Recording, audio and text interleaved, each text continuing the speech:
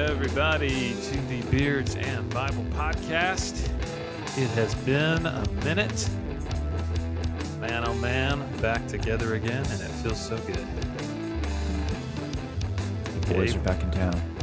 Boys are back in town. We couldn't get the rights to the actual song. This isn't a podcast with a big budget, so it's just me. It's just me singing that song. Yeah. Said the boys are back in town. And that's probably all we need to. That's it. That's it. Yeah.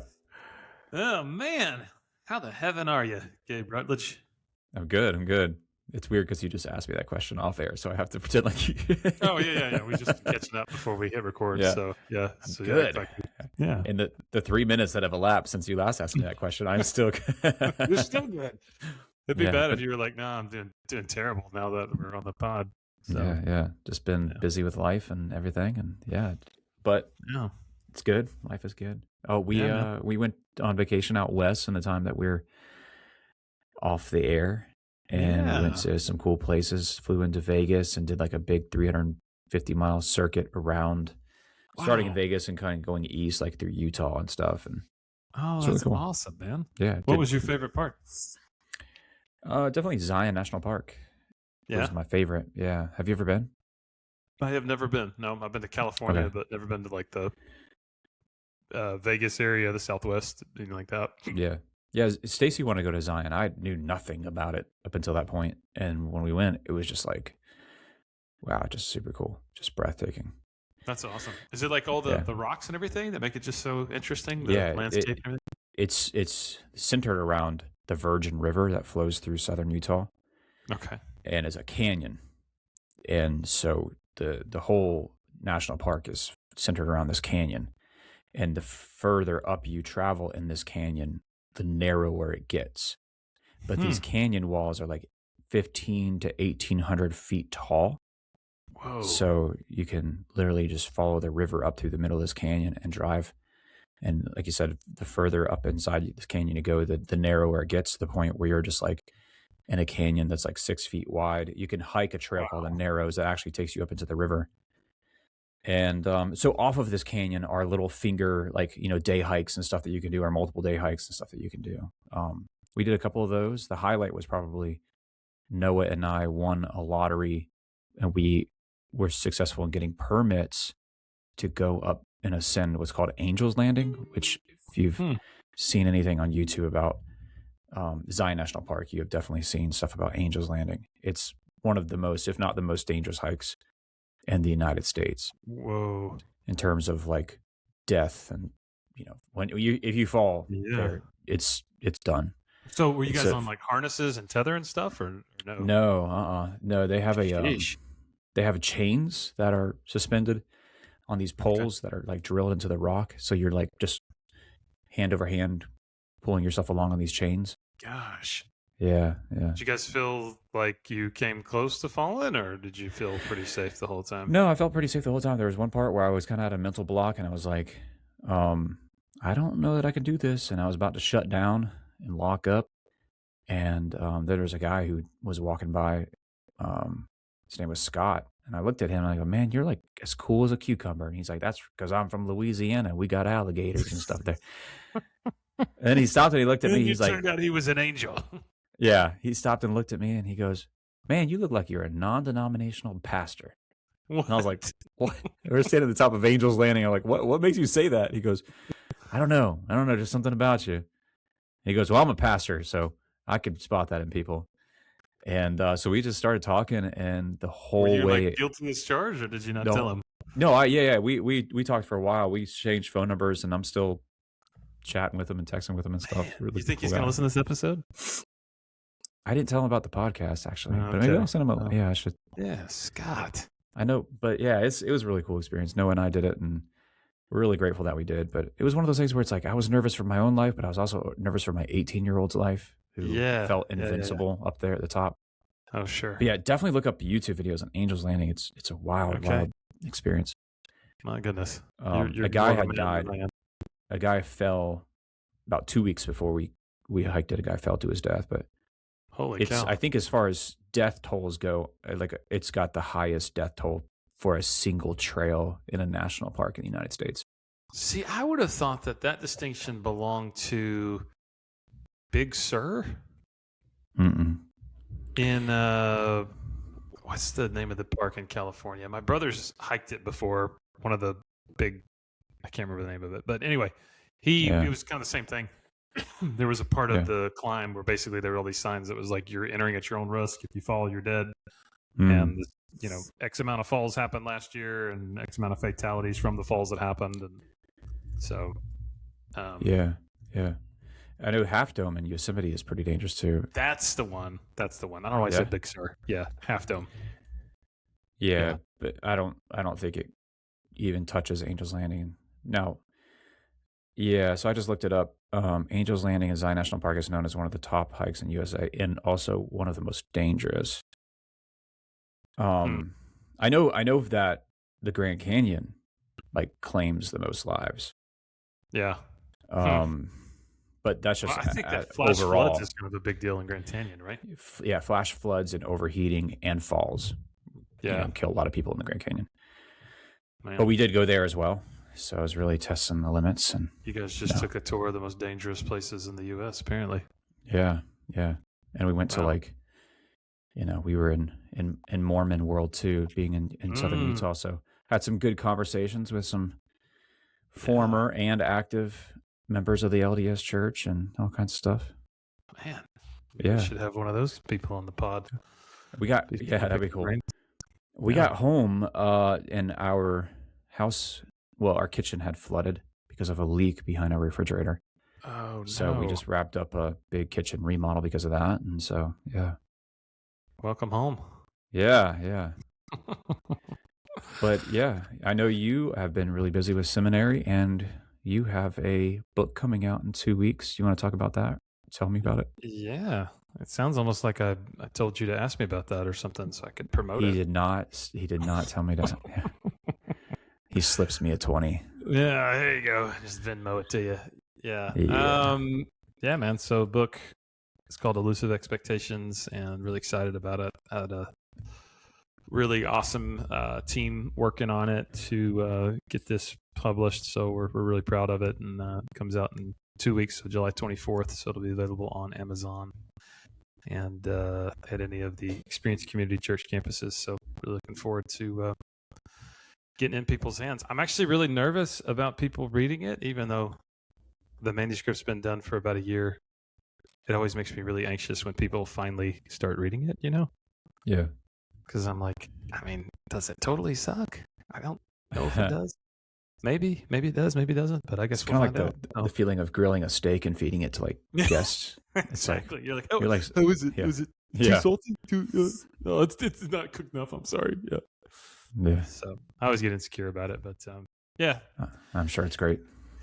Well, we'll see. But man, it's good to be back on the podcast live, recording an episode versus releasing all the different ones from stuff that was pre-recorded. So got good feedback on that though. So good. You've got new fans for your pulpit teaching ministry, Gabe. Yeah. Right on. Thumper. So get it, because the Thumper principle. Oh yeah. I was like, Thumper? Why is he randomly calling me Thumper? Yeah. So we've been out of the podcast world for the past 60 days, and to catch back up, we thought we would catch up on some news stories. So Gabe and I gave each other the assignment of finding really bizarre news stories to get us started. So Gabe, you want to lead off and just kind of share a news story you found that you thought was interesting and bizarre? Bizarre news stories. Yeah, one that just really stuck with me. That I don't know, I found funny, interesting, terrifying all at the same time was one that broke a week or two ago about Pastor Tony's spell. If you haven't seen the video of this pastor just coming unhinged on a guy, so he's like, from what I understand, there's, Pastor Tony's spell is a little bit out there and has been on the news in the past for things that aren't like, a little bit scandalous, not like misconduct scandalous, but maybe just some things that he's done. But um, anyways, he was working on a bus or something in the parking lot of his church while someone who I guess he has a long history with that I don't fully understand or know was pacing back and forth on the other side of a 4-lane highway, screaming things at him, like threats against him, his wife, his daughter, that sort of stuff. And I guess Tony Spell just snapped and had enough and ran across the 4-lane highway and went to physically confront this man. And um uh with Tony Spell, I mean, I guess it worked out to his advantage, legally speaking, that this other guy threw the first punch from what I could see in the video, and then Oh, really? Tony I didn't see that. Spell dodged it and then came back and just clobbered the dude Oh, it and was a beat down. took him to the ground. And Tony Spell ends up straddling the guy as he's laying on the ground with his stomach on the ground. And Tony Spell has him by the hair and is just punching this dude in the ear and the face and back of the head, just And clobbering this the kid guy. is like 20 years old, right? Yeah. And Yeah, Tony Spell's yeah. like 55, 56, something. Yeah, he is just wringing this dude out on the ground. And eventually the guy like taps out more or less, and Tony Spell just gets up, and I think he kick him one more time or something. There's like, yeah, I mean, I just looked up. He's 48, so he's not as old as I thought he was. have you watched the video? I you watch it? have. He absolutely just, I mean, owns this kid. Yeah. The difference in strength between a 48-year-old man and a 20-year-old man, though, is pretty significant. What do you mean? Like, in the sense that, like, if you're 20, you're still kind of coming into your body. You know what I mean? okay. I mean, Yeah. your oldest son is what, 18? Yeah. Okay. So you've got man strength. He's got young man strength. Yeah, but at what age, like 48, what age does it start to, like, the scales tip? That's true. That's true. Yeah. At 48, you're losing muscle mass. Yeah. Depends unless on you're how constantly. Yeah, working out. Yeah. Yeah. So, but he just absolutely melees him. Yeah. I mean, it could have been, depending on the level of training for each of these guys, it could have been a pretty fair fight, like a 20-year-old versus 48. But like, there's some really jacked 48-year-olds and there's some really jacked 20-year-olds. So yeah, that's true. That's true. Yeah, but I mean, I'm looking at the video right now. I'm like looking at the build of the 20-year-old guy. Like, he's not just skin and bones. Like, he's got some mass to him, but you could tell just by the very first punch that he throws that he has no idea what he's doing. And he just he just threw his whole body into it and just missed. Yeah. And then Tony Spell grabs him by the scalp and is just wringing this dude out while they're standing up. And then he takes him to the ground and straddles him and then Tony Spell gets up, the following, he gets arrested for it, I guess, arrested for battery. Which a case could be made either way on this. If you're a secular judge, the video is all there. Tony Spell charges at him, is seeming to be like physically aggressive. I mean, the 20-year-old can make a case that I was defending myself against this person who was clearly running at me to attack me. Right. But he throws the first punch. So it's going to be a tough call to make. Yeah, I think so. There's like the legal aspect of it, right? That one could go either way, and who was in the wrong for that. But then there's the ethical aspect of it, in the sense of, as a pastor called to live to a higher standard. Yeah. And this was his comment afterwards. He said, "I fulfilled the scripture. I laid hands on the sick."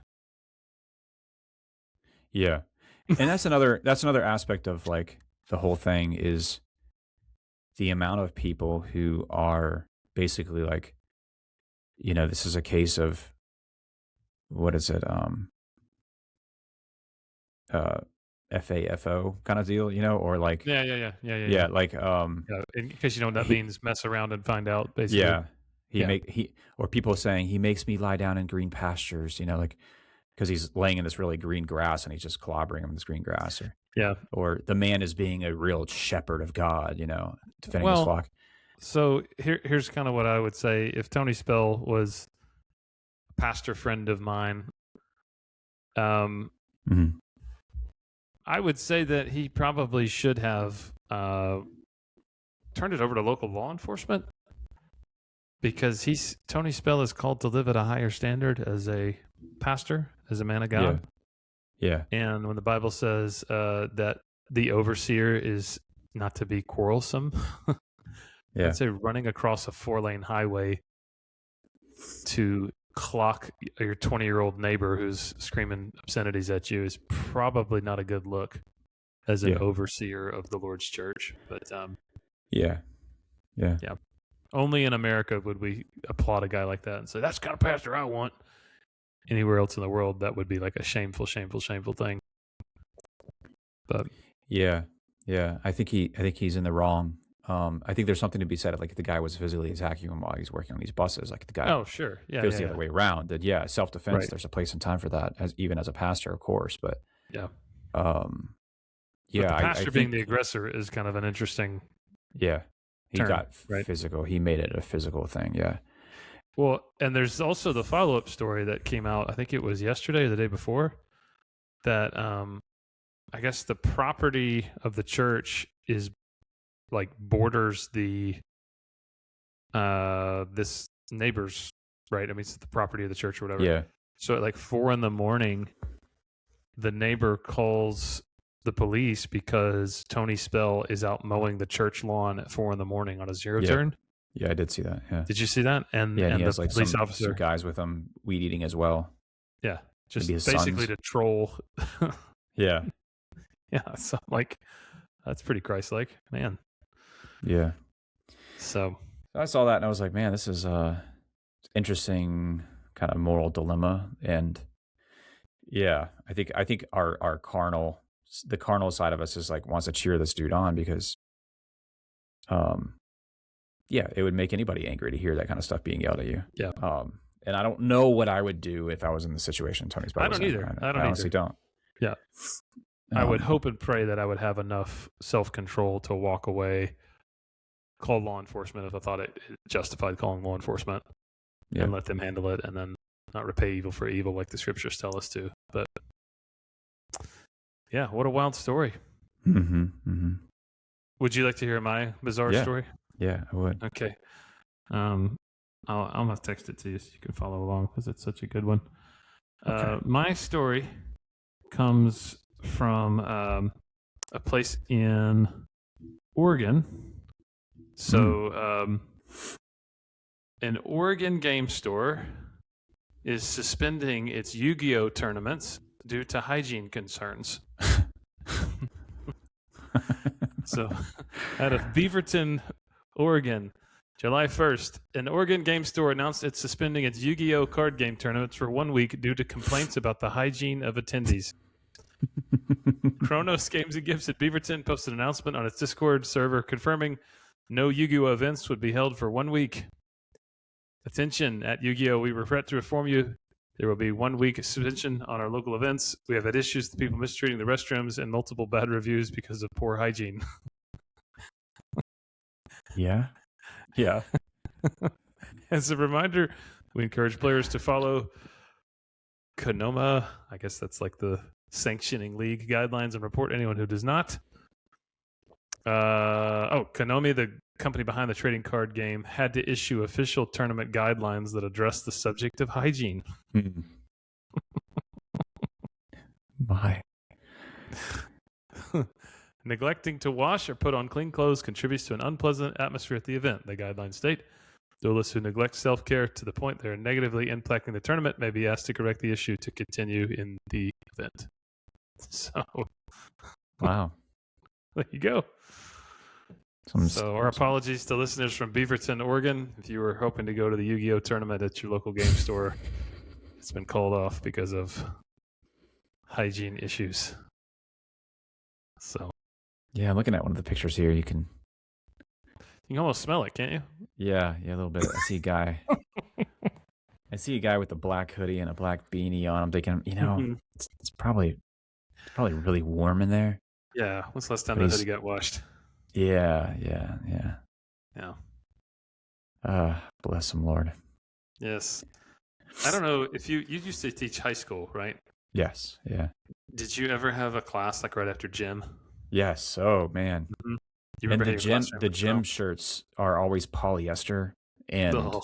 smell to high heaven whenever, like that just adolescent sweat. Mhm, mhm. Yeah. Yeah. Oh I man. never understood too. There were certain kids who would wear hoodies and it would be like 92 degrees outside and they wear their hoodies like on the bus to the school. And I'd be like, man, Yeah.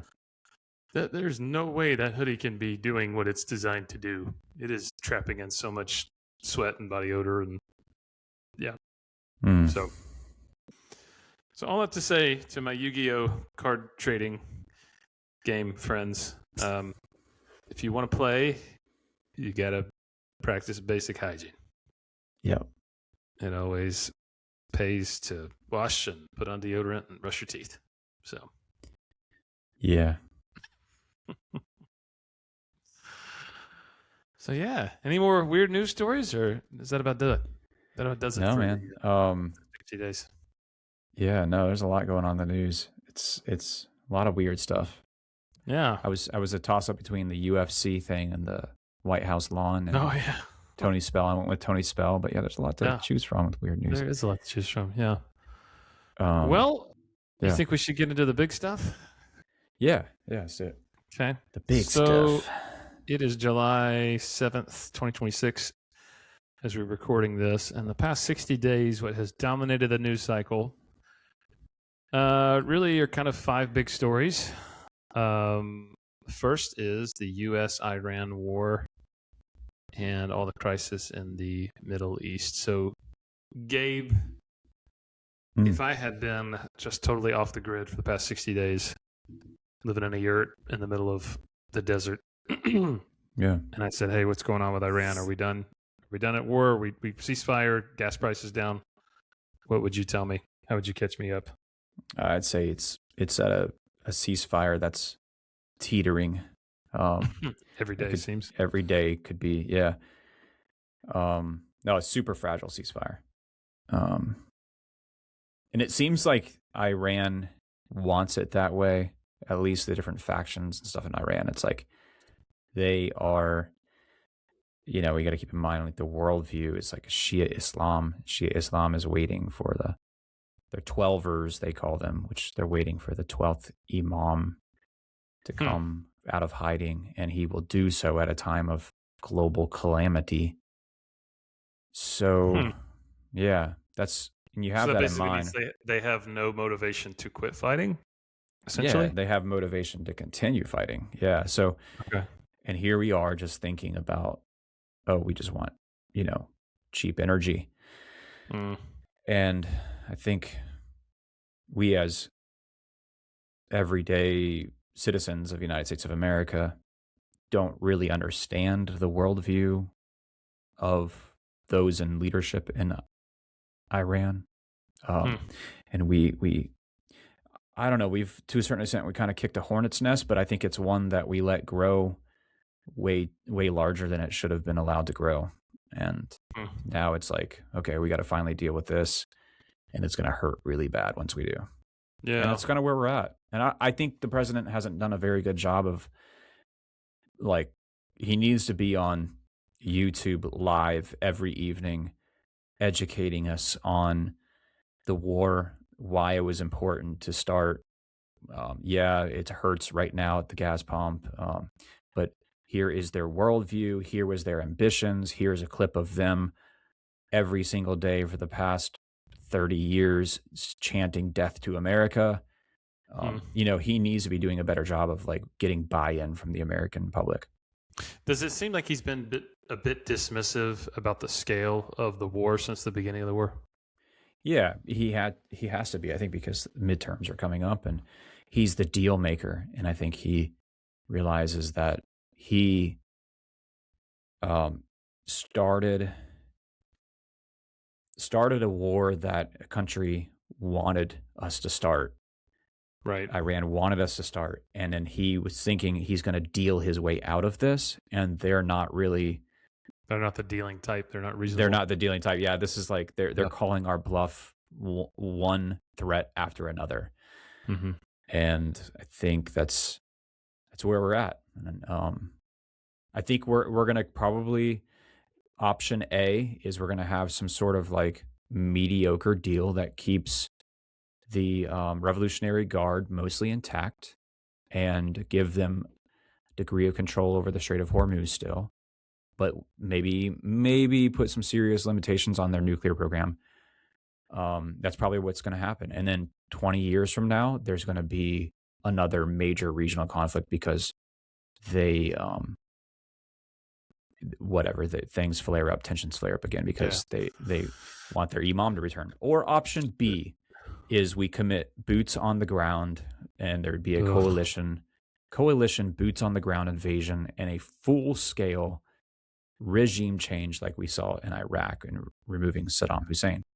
But I don't think Americans have the chutzpah for that right now.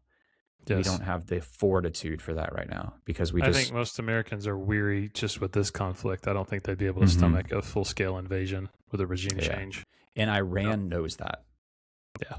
Iran knows that via American media and social media.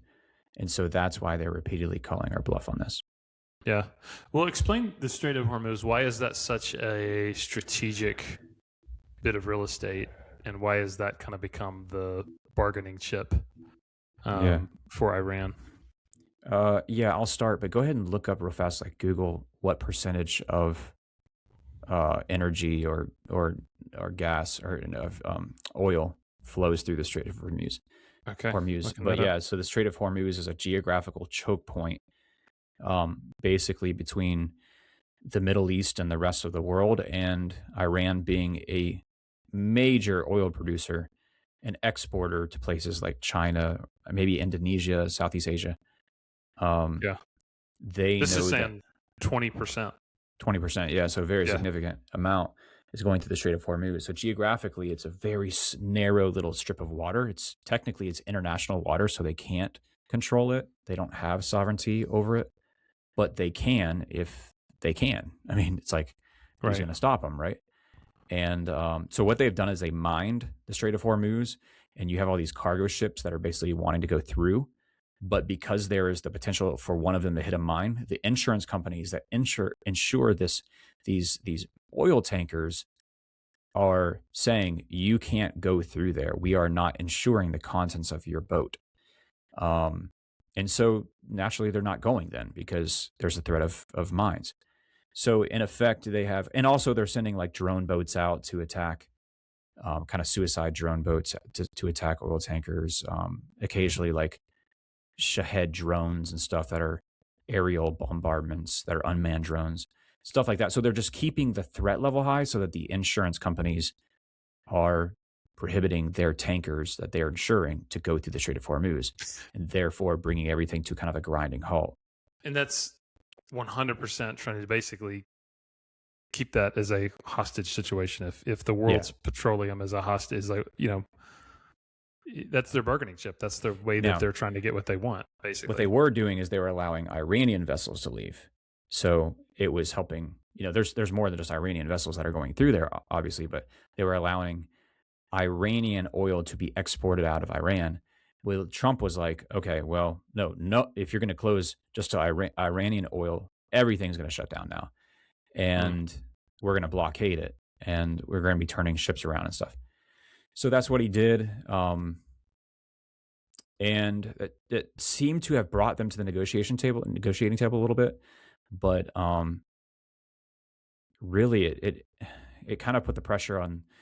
I think the secondary effects are like, I think China gets a lot of its oil from Iran. Yeah, they do. So China was like experiencing the squeeze on that, and probably. And I think Trump's hope was that China would then go to the Iranian leadership and say, like, you got to make a deal because we can't have energy this expensive.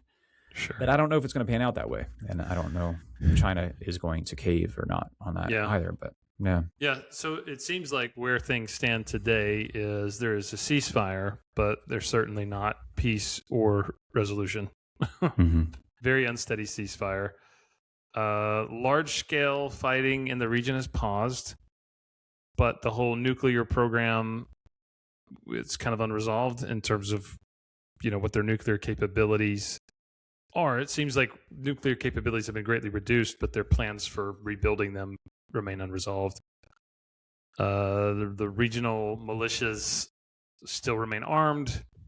Strait of Hormuz is a minefield still, so shipping through the Gulf is risky. Oil markets, it seems like, are just bouncing back and forth to every little escalation that happens. So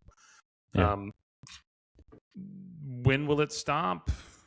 Will oil prices stay high? Will the U.S. achieve its goals? These are all questions I think that the Trump administration wants answered before midterms. Yeah. And that's a really interesting reason to want peace in the region because of, upcoming election, but that's just the reality of politics sometimes. Yeah. So, and this happened back in the late 80s.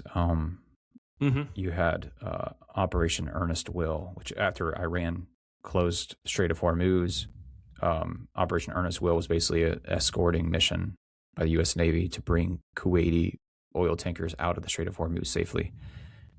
And again, in 1988, you had Operation Praying Mantis.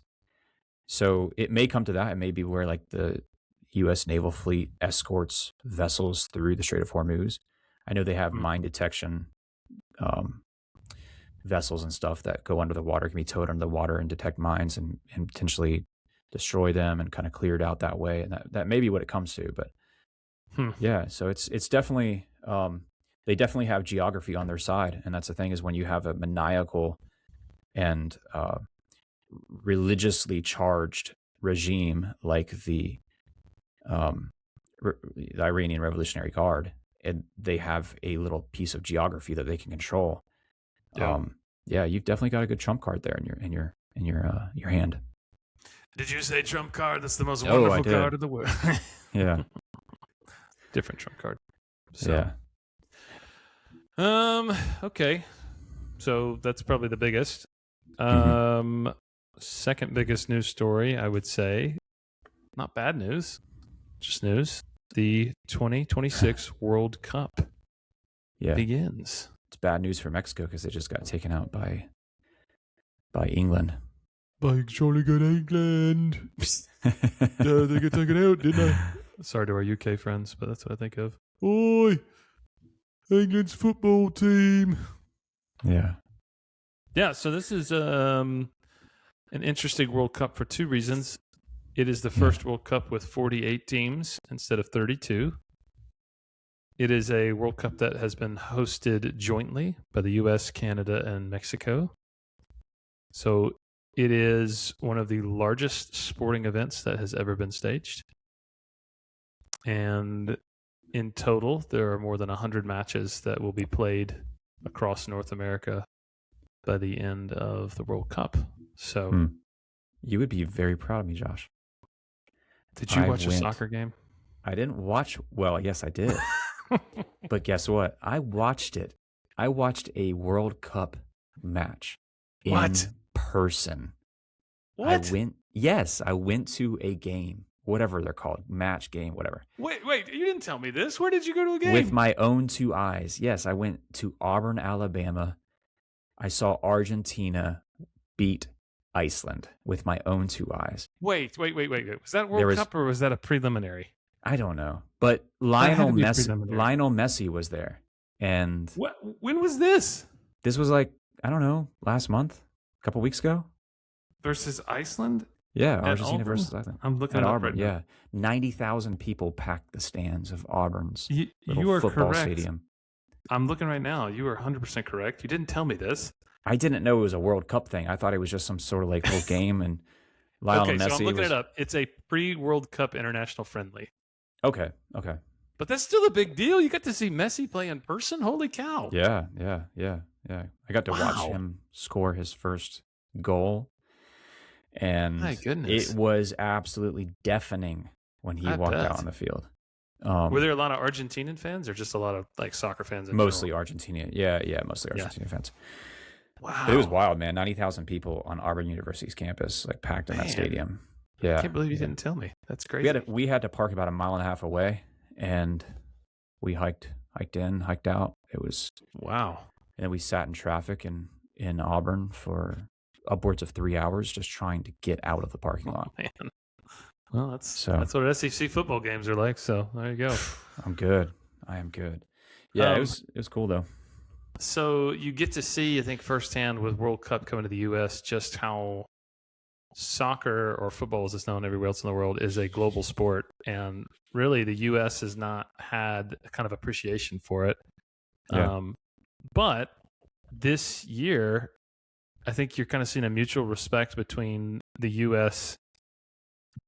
and soccer globally, and then the global community and the U.S. And that's been one of the more fascinating stories about the World Cup, is just how many Europeans have come over here. Not just Europeans, people all over the world have come over here and toured Middle America and have been absolutely gobsmacked by some of the things that they are encountering. So have you heard about this? Yeah, I've seen a lot of the videos and stuff online. They're hilarious about foreigners reacting to American way of life and just how blown away they are. So apparently ranch dressing. Yeah. They absolutely love. Waffle House. Buc-ee's. And free refills. Yeah. These are things that we take for granted. So, but interesting to see. So, U.S. team came into the World Cup with a lot of promise, and they won their group. Had some big wins against Paraguay, Australia, and Bosnia Herzegovina, but they lost last night to a match against Belgium 4-1, and it was a beatdown. So, a little disappointing, but they showed improvement. They weren't really considered a favorite to win the entire tournament, but their improvement was earned them some respect, so that was good to see. So, right now the odds are set, and this is again as of July 7th. France is a top favorite to win the tournament. So at about a 33% chance. Spain is at about a 19% chance. Argentina, 18%. England, 15%. Norway, 6%. And Colombia, 3%. So who knows? So if you want to win big, put $100 on Colombia. Who knows? You kind of used that correct pronunciation for Colombia, but you didn't do it for Argentina. Colombia. You didn't do it for Argentina, though. Argentina. Yeah. Yo no sé, lo siento. I personally, I hope Argentina takes the World Cup because this is Messi's last year.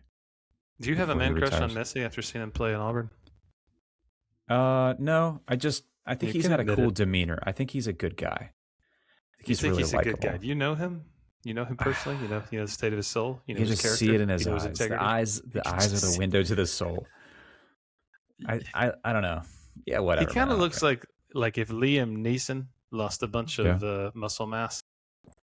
He kind of looks like Liam Neeson's twin little brother that only speaks Spanish.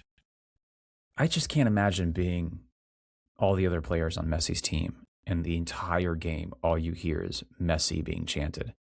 Yeah. Won't you be jealous? Yeah, like that's all you hear. You think they cry themselves to sleep at night? Yeah. You think they like make up mean nicknames for him? But I mean, he is like legitimately. No, he's great. The best soccer player probably in the history of the game. Like just almost like a supernatural ability to juggle a soccer ball. It's just insane. Well, watching him now in this World Cup is kind of like watching Tom Brady in his prime at the Super Bowl. Yeah. Which you don't know what either of those things are, so that doesn't really help you. But I know Tom Brady played for the Braves, Atlanta Braves. He was the pitcher. No. He was the catcher. Are you being serious? No, I'm not being serious. Okay, I know good. he played for the Patriots. Yes. Tom Brady, Patriots. Yeah, Yes. I knew that. Yeah. Good for you.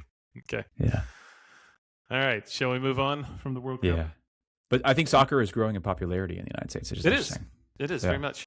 Yeah. And not my hometown, but where I live now, the Nashville area has its own football club, Nashville Yeah. FC. So Yeah, and as everybody I mine. know that has been to a Nashville FC match says they're absolutely so much fun. So Yeah. let me see about taking the kids sometime. So moving on.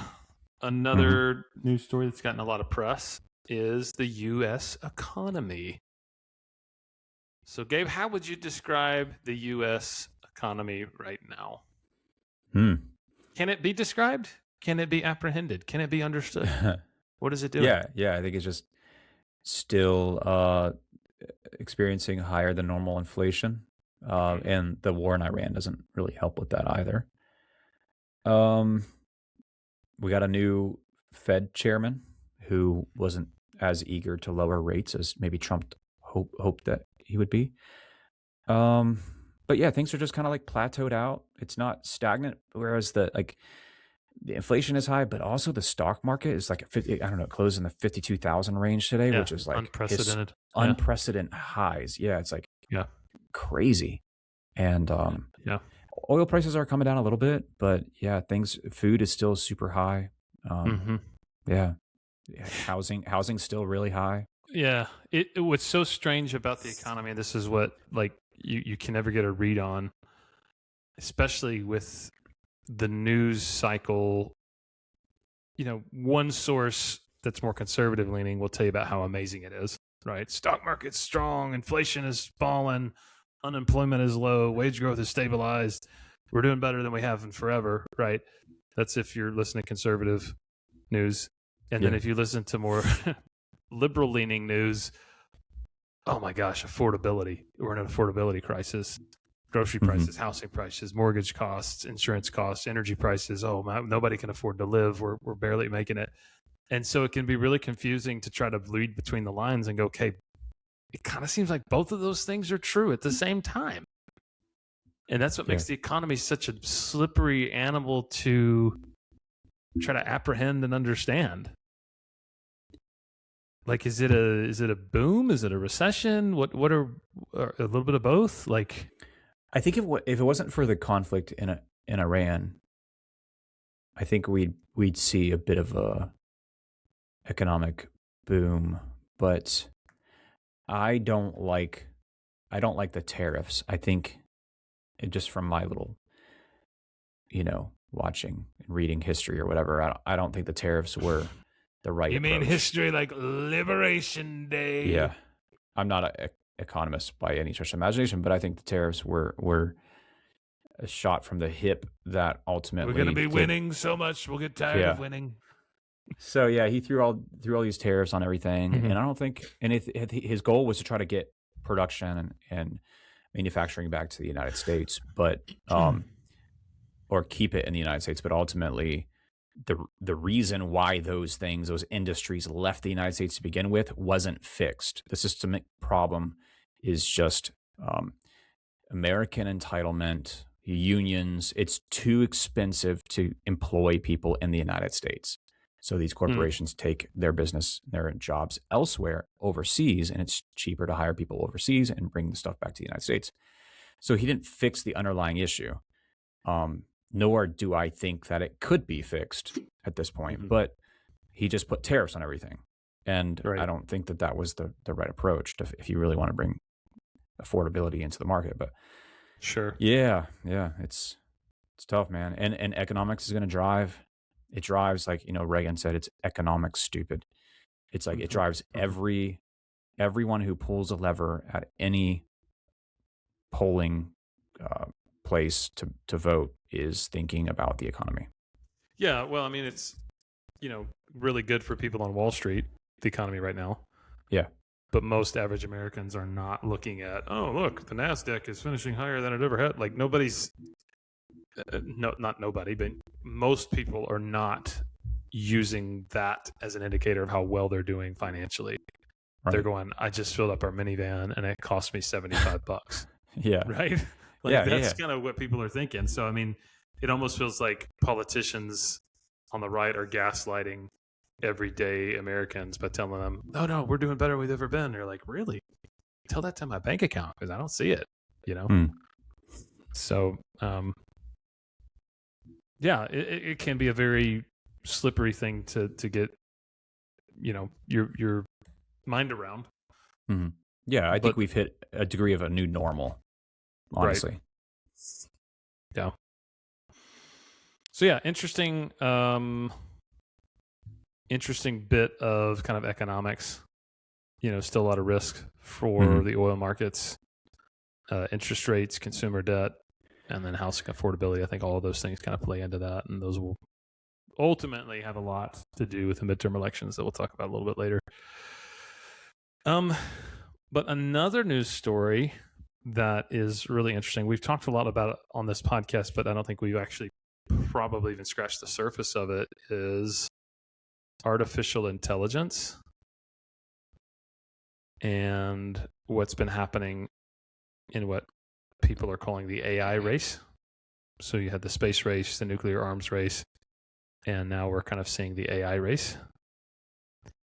And that's mainly between different companies in the US and China, and who is controlling the technology. And so governments are beginning to maybe start to think about AI safety and military misuses, misinformation, economic disruption. And there's a really interesting news story about the Anthropic mythos. Have you heard about this? No.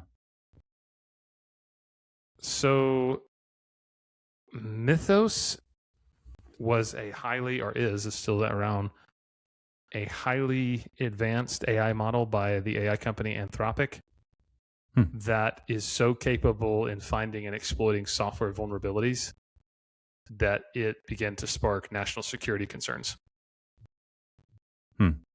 So basically, Anthropic was like, this is too powerful for consumption.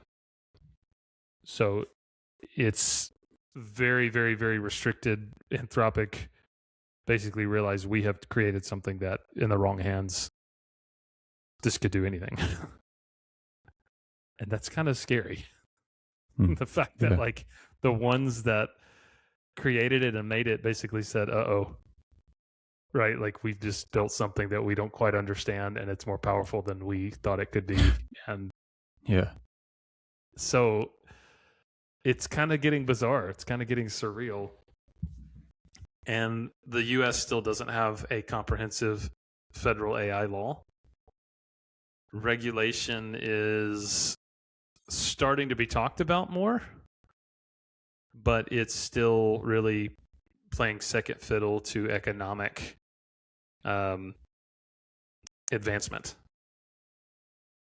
So what's driving the AI race right now is economics. So the big players are OpenAI, Anthropic, Google, DeepMind, Microsoft, NVIDIA, and those are all, if you look on the stock market, you can see those are the stocks that are skyrocketing and booming right now. So kind of interesting. Yeah. Do you ever think this is where we would be in your lifetime? No, I mean, it's hard. Like, how do you envision this? There's just no way. Yeah. I mean, I just personally have been using AI tools more and more frequently. It's almost kind of like become everything from a grammar checker to how I Google things, right? Like when looking at doing math problems, I can take a picture of Noah's math book and be like, hey, teach me how to start this formula off to do the right way or whatever. And it's just, it's pretty wild. Yeah, no, you're having like a book edited and everything. It's going through the editing process, and it's like, and there's illustrations and stuff, and there's media attached to that. But it's like AI is revolutionizing how all that will be done in the future. Yep. So graphic designers are going to be a thing of the past. Listen, a lot Editors. a lot of content that you see on like LinkedIn and the name for it is AI slop. Yeah. That a lot of these people that have a blog on LinkedIn, they're not writing a blog; they're putting in prompts in an AI generator, and so even creative writing is diminishing and shrinking. Yeah, because more and more 100%. People are just sort of outsourcing it to AI. Yeah, that's really weird to think about. You know, when you think about like Grammarly, I mean, you can copy and paste things into Grok or Chat GPT, and it basically does what you want Grammarly to do, but offers better ways to write things. And it's like it's crazy how I don't think companies are going to wholesale lay off graphic designers or editors or social media managers, but we're not going to see expansion in those industries. Like someone's going to get a degree right now in graphic designing. Just stop. Just go drop out and become a welder. Like right now. Like seriously, I can do professional grade graphic art stuff on my phone using any of these AI platforms and stuff. It's just crazy how it's really proliferated into our lives. I was asked to I have a drone photography business. I do real estate photography with the drone and aerial photography for usually big pieces of land. Well, I had a guy ask me the other day. He's like, "Can you do interior of a home as well?" And I was like, I've never really done that before. I don't know how to really. No, with a camera. I thought he was asking you to fly your drone inside. It's like, why would no, which people do that, but I didn't. But so I was like, okay, he's like, dude, just use ChatGPT. Take the photos of the house and use ChatGPT and tell it to stage the house and to make it look like MLS photos. And I did it. I took photos of this house and I said, put it in ChatGPT, and I just said, turn this into an MLS listing with stage with furniture. And it did that, and it looked like a professional photographer went and took all these photos. It was wild. Yeah. So this is why some ethicists and this is why a lot of futurists are concerned, because AI is moving from just chatbots that can answer questions. It's moving from like supercharged Google to intelligence that can perform tasks that have historically only been things that humans can do. Yeah.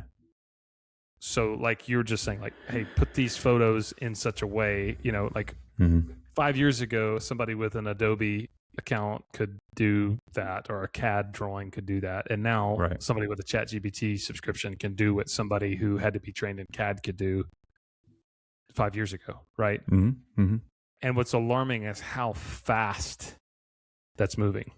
Yeah.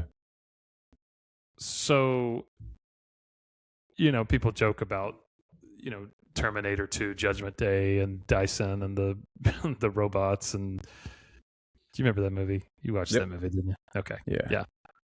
So are we headed towards an AI apocalypse? The Terminator is going to, wipe out humanity? Probably not. But what we are looking at, and pretty much this is a unanimous belief of futurists and ethicists, is that in the next 2 to 10 years, we are headed towards a major disruption of humanity that none of us are prepared for or really understand quite what we're heading into. So misinformation problems, like the line between reality and unreality, right? Fantasy, whatever, right? Just, hey, is that a real person or is that a AI generated image, right? We've joked about that on the podcast, but it's true. People are really having a hard time with that right now. Oh yeah. Security threats, like the whole, mythos by Anthropic, like what in the world is that going to be if some AI software can, hack into a mainframe, and, you've got all sorts of stuff going on with there. Education disruption. We talked about how, AI can write a paper for a student, or AI can, like, what does that mean for learning? Mm-hmm. Is it that instead of learning how to go to a library and pull out a book and read, we're just used to sitting down at a AI and say, hey, tell me everything I need to know about blank, and it gives us a summary for us? Yeah. And then the job market, job changes, right?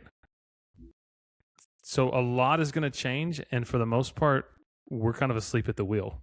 Like, we don't understand how much is going to change or how much is changing right now. And I think we as Christians probably need to start thinking about the implications of what humanity means, who we are, made in the image and likeness of God, what that means for just a lot of different things. So, Are you hopeful or pessimistic about AI? Oh yeah, this side of the kingdom, I'm 100% pessimistic about it. Yeah. But it is a very powerful tool that we can harness to a certain extent. I mean, it's amoral, like just like the internet, and well, the inputs we give it will determine everything.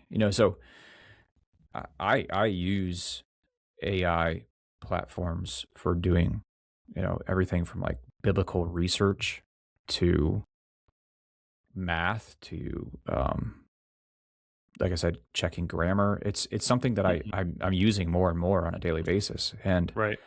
Those are the inputs that I give it. And I think it's important that we verify the information it's spitting out is correct. We don't fully rely on it because it can be wrong. It's often wrong. But I think a danger is not necessarily the machines becoming like us, but us becoming like the machines, in that we're losing our ability to think critically. Yeah. You know what I mean? So when I wrote my master's thesis, the process of going to the media center and the library and getting articles and getting books and reading through all that, and then like writing down the information and summarizing it and having it ready and then coming up with my own ideas, right? Nowadays, like, one could basically shortcut all of those hours of research by just, again, putting in a prompt and letting the machine do it for you. And while that may be a lot more convenient, people say, man, that saves me so much time. Are we losing our ability to think critically and synthesize information? Yeah, 100%. So what is that making? What are we outsourcing to AI systems in terms of our humanity? Yeah, critical thought and intelligence. I mean, we're creating an artificial intelligence. So we're creating something that's really intelligent so that we don't have to be. It's like the wheelbarrow. It's like, hey, right. At one point, two doofuses who were carrying a bunch of rocks met a third doofus who was like, hey, I got an idea. Let's carve a rock into a round shape and then put an axle in the middle of it, and let's try that. And it was like it started doing the work. So I think AI is just that same thing. It's a technological breakthrough for us as a society that can do a ton of good, like medical breakthroughs, and it can analyze information faster for it. That can benefit us. But yeah, in the hands of the wrong people, it can do great harm. Yeah, I think we got to be super, super careful about it. That's been something I've been really, the last 60 days or so, listening to a lot and reading a lot about. John Lennox has talked a lot about it. And then there's a really interesting podcast series that my wife and I started listening to about people who fell in love with their AI chatbots. Yeah. That's like a common thing, apparently. AI hallucinations and AI, I'm trying to remember what they call it, AI delusion, where people think their AI chatbot has sentience. And I mean, it's crazy world. But anyway, last news story to kind of land the plane tonight. U.S. politics and the 2026 midterm elections. That's coming up. Yeah. So, Gabe, where do things stand for the Republicans? Where do things stand for the Democrats? It's hard to tell, honestly. For me, anyways, it seems like with the war going on and with a lack of a decrease in inflation and he really needed to fix the economy and fix it fast, and he hasn't really done that. Mm. And I say him, it's Trump, but then again, the president. Honestly, I don't know that the president is in charge of fixing the economy, nor is he capable of doing that. But that's the American. That's the perception. That's the perception. They're blaming the party who is in the White House, regardless of whether or not it's the president's fault. Yeah. So I think it's going to be like a 60-40 loss for the Republicans. They're going to lose seats, and I think he's going to turn into a lame duck. I don't think it's going to be a landslide, if I had to guess, but I think it's going to be definitely a victory for Democrats. Yeah, I think a lot of things we've talked about tonight already are going to be kind of the deciding factors in the midterms. The conflict in the Middle East and Iran, the economy. I think Trump's approval rating is actually going to matter a lot, and his approval rating is not going great right now. Yeah. And so I think that is going to matter a lot. And in the meantime, though, I think we're seeing, I want to say both parties, but we're actually seeing the Democrats struggle a little bit more in this in finding quality candidates that can put forth the messaging that their party needs, which kind of leads us to the curious case of Graham Plattner. Have you heard about this guy? No, I don't think so. Okay, so Graham Plattner is running for a Senate seat in Maine. And basically, he became for them what they were hoping was going to be their populist candidate, right? So he has this, he's working class, he's a former Marine, he's got a beard, he wears flannel, he worked on an oyster farm, all this stuff. And the Democrats... Is he from Maine? He's from Maine, yeah. Okay, yeah, I know who he is. Yeah. You know this guy? Okay. Yep. So the biggest voting bloc that the Democrats struggled with is men in the 2024 presidential election. And just middle class, working class voters really struggled with that theme. And so Graham Plattner was kind of their great hope that he was going to be that guy, right? Well, turns out he had such a scandalous, checkered past, and there were all these red flags that were basically ignored, like the fact that he had a tattoo that was essentially like a Nazi tattoo. Did you hear about this? No. Yeah, and then he had all other sorts of stuff, and then recently, the past few days, he's had all these allegations come out against him that essentially he sexually assaulted all these women. And so we're kind of seeing that whole phenomena of we're trying to create a Manchurian candidate. We're trying to, prop up this person who's probably not on their own able to really carry the vote. But we're trying to basically make them into something they're not. And it being exposed right in front of our very eyes that, this is a creation. This person isn't actually anything like we've been saying they are. Yeah. So, really interesting. Yeah. He was on the news this morning. I was watching some of the allegations against him. Yeah. Yeah, they're pretty graphic, pretty horrible. Yeah. So kind of the big thing too, I think you're seeing in the midterms is, can the Republicans still have any sort of power or influence after Trump? So Trump has had a stranglehold on the Republican Party since 2016. So at the end of 2028, he's done. Right? Yeah.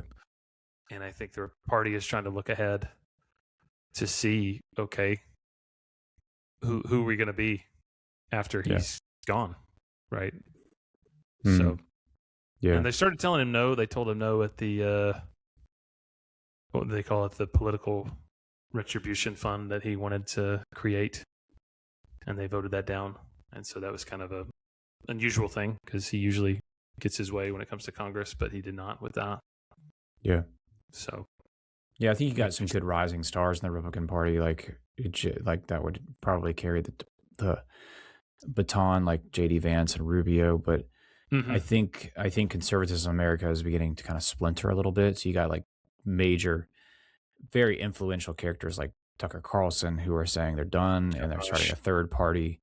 Ugh. And very, very influential person. So, yeah, I think honestly, and I might take flack for this, whatever, but I think Trump has set the Republican Party back considerably, because I don't think he made a good president. I think he makes a great businessman and CEO, but I don't think he was a good president looking back. And I'm just honest with myself. I'm willing to admit that. And I think we could have had much better presidents. So I think he's tarnished the Republican Party quite a bit. And I think, I wouldn't be surprised, let me put it this way, if we don't have a Republican or even conservative president sitting in the Oval Office for the next at least couple terms, 2 to 3 terms because of it. Yeah. For every action, there's a reaction.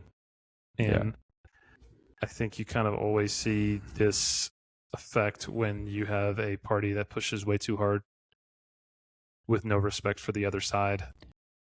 Yeah. When that power grab ends, the other side's reaction is very, very, very strong. Yeah. And it's not even that he just pushed really hard. Like he wasn't just pushing like conservative values really hard. I don't think he's even doing that. Honestly, I think he's probably on par with like Bill Clinton in terms of his political views and anybody else.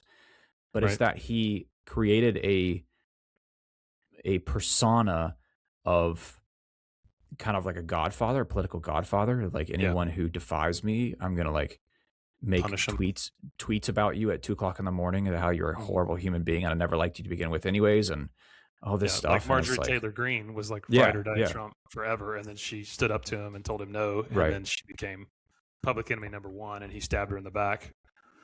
Yeah. Really poor leadership. Really poor leadership. Yeah. And people are going to say, well, he speaks his mind and that's what we needed at the time and all this stuff. No, that's not the case. It's not what we needed at the time. Yeah. No. We needed principled leadership. Yeah. We will see the long-lasting unintended consequences from that on the Republican Party, I think, for years to come. Which, if you're conservative, is kind of troubling to think about the future after Trump. So, be interesting. Interesting to see what happens in the midterms. So, yeah. Anything else we missed in the last 60 days or so? Oh, there's a lot.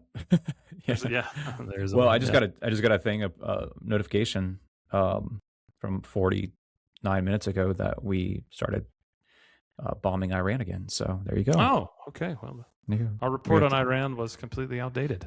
Yep, it is now. Let's see. That's how fast things move this day and age. All right. Well, let's see. U.S. launches strikes on Iran after tankers hit in the Strait of Hormuz. There you go. There you go. This is BBC News as of an hour ago. So, bye. Yeah. What is that website that everybody's going on now trying to? Yeah, Kalshi. Yeah. It's just basically you gamble on anything. Yeah. It's weird. Yeah. Man. Well, good to know in a changing world like ours that the kingdom of God is intact and we find our peace in the Lord and God's on the throne. He's still good. He loves us. He's got a plan for our lives. We can trust him. And some trust in horses and chariots, but we trust in the name of the Lord our God. That'll preach. I knew you were going to say that. So, What do you want to talk about next? What should we do in the upcoming episodes? We got to figure this out. We've been out of the saddle for too long. Yeah, we have. Oh man.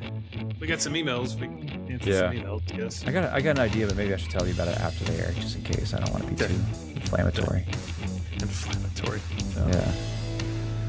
Well, if anybody listening has any podcast topics, stuff you want us to talk about, stuff you want to hear, any questions you want us to try to take a crack at, send us an email, beersandbiblepodcast@gmail.com, or leave a comment on YouTube or on Facebook. And we will see you guys next time. Bye now.